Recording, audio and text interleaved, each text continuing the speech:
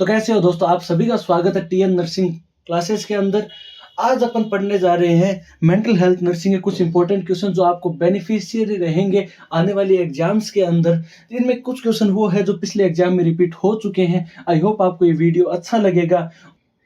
तो पहला क्वेश्चन आपके सामने है, इंडियन ल्यूनेसी एक्ट कब लॉन्च हुआ था?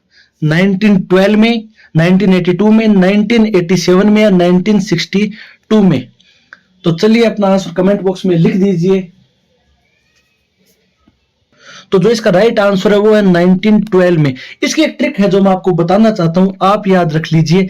APA इंडियन ल्यूनेसी एक्ट जो कि 1912 में आया था। इंडियन मेंटल हेल्थ प्रोग्राम जो कि 1982 में आया था। और इंडियन मेंटल हेल्थ एक्ट जो कि 1987 में आया था। इसमें बच्चों को काफी ज्यादा प्रॉब्लम होती है कि वो एक्ट और प्रोग्राम में कंफ्यूज हो जाते हैं। तो ये आपके लिए एक ट्रिक है जो आपको आने वाले एग्जाम में बेनिफिशियरी रह सकती है। तो चलिए देखते हैं दूसरा क्वेश्चन। दूसरा क्वेश्चन है, इंडियन मेंटल हेल्थ एक्ट कब लॉन्च हुआ था? तो जैसा कि मैंने आपको इसकी ट्रिक बता दी थी, इसमें एक क्वेश्चन ये गलत लिख दिया है, 1987 है। तो राइट आंसर होगा 1987। माफ कीजिएगा इस गलती के लिए। तो चलिए अब आगे बढ़ते हैं अपन तीसरे क्वेश्चन के लिए। इसमें है, false belief of harm by others.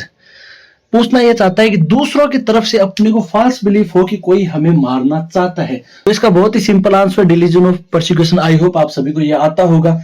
चलिए अपन देखते हैं अपना अगला क्वेश्चन। तो अगला क्वेश्चन आपके सामने है, एक कोई भी व्यक्ति है वो एग्जैक्ट आंसर पे नहीं आता है, इसे अपन क्या कहते हैं? तो इसे अपन कहते हैं टेंजेंटिलिटी। टेंजेंटिलिटी का मतलब होता है कि अपन ने किसी को कोई भी क्वेश्चन पूछा है तो वो उसके आंसर पे नहीं आता, वो इधर उधर की बातें घुमा के रह जाता है। साथ ही साथ अपन बात करें सर्कमस्टेंशियलिटी की, तो इसमें बंदे को अपन कोई भी क्वेश्चन पूछते हैं वो आंसर पर तो आएगा लेकिन उससे पहले इधर उधर की चारों तरफ की बातें करके फिर आएगा। इसे अपन कहते हैं डिसऑर्डर ऑफ डायरेक्शन। तो इसमें जो राइट आंसर होगा वो होगा ऑप्शन डी, क्योंकि डिसऑर्डर ऑफ डायरेक्शन के अंदर ही आता है टेंजेंटिलिटी। तो इसमें आपको ध्यान रखना होगा कि एग्जाम के अंदर जितने भी ऑप्शन लिखे हुए हैं वो सारे पूरे पढ़ने चाहिए आपको। तो चलिए बिना किसी देरी के अपन स्टार्ट करते हैं अपना अगला क्वेश्चन। अगले क्वेश्चन में आपसे पूछा गया है कि ICD की फुल फॉर्म क्या है? International classification of disease, Indian classification of disease, या इंटीग्रेटेड चाइल्ड डेवलपमेंट सर्विसेज, या ऑल ऑफ द अबव? तो अपना आंसर कीजिए कमेंट बॉक्स में। तो चलिए आपको बता देते हैं कि इसका राइट आंसर क्या होगा। इसका राइट आंसर होगा इंटरनेशनल क्लासिफिकेशन ऑफ डिजीज। तो चलिए बिना किसी देरी के अपन अगले क्वेश्चन पे बढ़ते हैं। अगला क्वेश्चन आपके सामने रहा, इनमें से 4A कौन सा नहीं है शिजोफ्रेनिया का? शिजोफ्रेनिया जो वर्ड है वो यूगन बुलर ने दिया था और यूगन बुलर ने 4A दिए थे शिजोफ्रेनिया के प्राइमरी सिम्टम्स। तो चलिए देखते हैं कौन सा नहीं है। अफेक्टिव डिस्टर्बेंस नहीं है, ऑटिज्म नहीं है, एम्बिवेलेंस नहीं है, एकैथीसिया नहीं है। तो आप सभी का आंसर यहां होता है सही, एकैथीसिया नहीं है। एकैथीसिया जो है वो एक्स्ट्रा पैरामेडिकल सिम्टम में आता है जो कि एंटीसाइकोटिक ड्रग का एक साइड इफेक्ट है, ना कि शिजोफ्रेनिया में आता है। तो चलिए अपन बढ़ते हैं अपने अगले क्वेश्चन की तरफ। Which one is not a atypical antipsychotic? ये क्वेश्चन है, ये CHO 2025 के अंदर पूछा गया था आपका आंसर। इसमें कई बच्चे रेस्पेरिडोन करके आ गए, कई क्लोंजेपिन करके आए, कई ओलेंजेपिन करके। तो ये जो तीनों है ये एटिपिकल के हैं और जो इसका आंसर होगा वो होगा लेक्जापिन। और यही CHO में आंसर था, कई बच्चे गलत करके आ गए। तो आप इसका ध्यान रखिएगा। अगले क्वेश्चन की तरफ, EPS की फुल फॉर्म क्या है? जो कि मैंने आपको अभी अभी बताई है, एंटीसाइकोटिक ड्रग का एक साइड इफेक्ट है। तो आप सभी को पता होगा, एक्स्ट्रा पैरामेडिकल सिम्टम। तो चलिए बढ़ते हैं अपने अगले क्वेश्चन की ओर। यहाँ पे ये क्वेश्चन थोड़ा डापाचुक है, यहाँ पे एक्सेप्ट आएगा। ट्रायड ऑफ मेनिया में कौन सा नहीं है? यूफोरिया नहीं है, प्रेशर स्पीच नहीं है, हाइपर एक्टिविटी नहीं है। तो आपको बता देता हूं, मेनिया के अंदर यूफोरिया होता है, प्रेशर स्पीच भी होती है, हाइपर एक्टिविटी भी होती है, लेकिन डिल्यूजन ऑफ रेफरेंस ये नहीं होता है। तो चलिए अपन बढ़ते हैं अपने अगले क्वेश्चन की तरफ, जो कि है नर्सिंग प्रायोरिटी क्या है एक मेनिया के पेशेंट के अंदर? क्या पेशेंट की सेफ्टी देखनी है, क्या जो एनवायरनमेंट है उसको काम रखना है, या पेशेंट को ऑब्जर्व करना है? तो चलिए आप अपना आंसर कमेंट बॉक्स में लिख दीजिए, फिर मैं आपको बताता हूं। तो इसका राइट आंसर होगा ऑप्शन डी। अपन को पेशेंट की सेफ्टी भी देखनी है, क्योंकि मेनिया के अंदर पेशेंट जो है वो काफी ज्यादा हाइपर एक्टिव हो जाता है, जो कि खुद को सेल्फ हार्म भी कर सकता है। पेशेंट का एनवायरनमेंट है वो एकदम हमें शांत रखना है और साथ ही साथ हमें बार बार पेशेंट को ऑब्जर्व करते रहना है, कहीं वो खुद को किसी प्रकार से नुकसान ना पहुंचा दे या किसी और को वो नुकसान ना पहुंचा दे। तो बिना किसी देरी के अपन चलते हैं अगले क्वेश्चन की तरफ। इसमें लिखा हुआ कोग्निटिव थेरेपी है वो किस प्रकार का लेवल ऑफ प्रिवेंशन में आती है? क्या वो प्राइमरी में आती है, क्या वो सेकेंडरी में आती है, टर्सरी में, या किसी में भी नहीं? तो जो इसका राइट आंसर होगा वो होगा टर्सरी प्रिवेंशन, क्योंकि कॉग्निटिव बिहेवियर थेरेपी के अंदर अपन पेशेंट का रीहैब करते हैं, तो रिहेबिलिटेशन होता है वो आता है टर्सरी प्रिवेंशन के अंदर। तो बिना किसी देरी के अपन बढ़ते हैं अपने अगले क्वेश्चन की तरफ, जो कि है mental health nursing is primary focus on. Mental health nursing किस पे फोकस करती है? लाइफ को एडजस्टमेंट में, या प्रॉब्लम सॉल्विंग में, या सोशल वेलबींग में, या सभी में? अपना आंसर कमेंट बॉक्स में लिख दीजिए। तो चलिए अब मैं बताता हूं आपका राइट आंसर क्या है। Mental health nursing life adjustment में भी हेल्प करती है, प्रॉब्लम सॉल्विंग में भी हेल्प करती है, और सोशल वेलबींग में भी हेल्प करती है। तो राइट आंसर हो जाएगा ऑप्शन डी। आई होप आपको ये क्लास अभी तक अच्छी लग रही होगी। लाइक और सब्सक्राइब जरूर कीजिएगा। चलिए बढ़ते हैं अपन नेक्स्ट क्वेश्चन की ओर। Which is function of psychiatric nurse? Psychiatric nurse का क्या फंक्शन है? क्या सपोर्टिव थेरेपी देना फंक्शन है, या फार्मेकोलॉजिकल ट्रीटमेंट देना फंक्शन है, या कॉग्निटिव थेरेपी देना फंक्शन है? तो आप सभी अपना आंसर कमेंट बॉक्स में लिख दीजिए, और जिसका राइट आंसर होगा वो होगा ऑप्शन डी। जो साइकेट्रिक नर्स है वो पेशेंट की सपोर्ट भी प्रोवाइड करती है, उसको जो फार्मेकोलॉजिकल ट्रीटमेंट जो चल रहा है वो भी प्रोवाइड करती है, और साथ ही साथ कॉग्निटिव थेरेपी भी प्रोवाइड करती है, जिससे अपन उसके थॉट प्रोसेस को अपन चेंज करने की कोशिश करते हैं। तो चलिए बढ़ते हैं अपन नेक्स्ट क्वेश्चन की ओर।